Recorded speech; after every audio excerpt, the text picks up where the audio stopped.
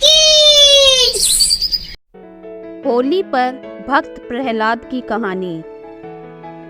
एक समय की बात है कि एक छोटा सा लड़का था जिसका नाम प्रहलाद था। वह भगवान में बहुत आस्था रखता था और भगवान विष्णु का बहुत बड़ा भक्त था। उसके पिता राजा थे। उनका नाम हिरण्यकश्यप था और वे बहुत बड़े नास्तिक थे। वे भगवान को नहीं मानते थे। उसके पिता बहुत अकड़ू और घमंडी थे। वे खुद से बढ़कर किसी को भी नहीं मानते थे।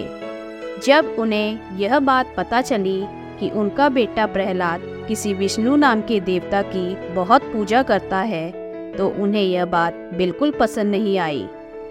उन्होंने प्रहलाद को बहुत बार समझाया कि वह विष्णु की पूजा करना छोड़ दे, लेकिन प्रहलाद नहीं माना, क्योंकि उसके तो तन मन व रोम रोम में विष्णु जी बसे थे। इस बात से आहत होकर हिरण्यकश्यप अपने बेटे प्रहलाद को सबक सिखाना चाहते थे।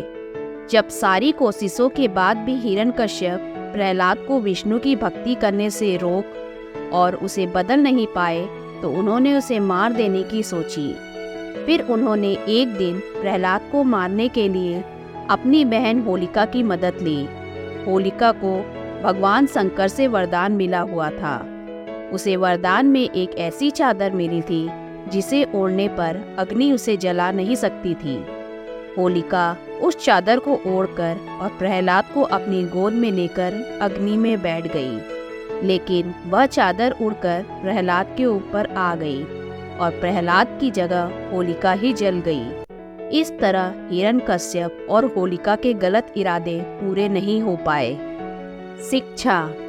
इस कहानी से हमें यह सीख मिलती है कि भक्ति में बड़ी शक्ति होती है।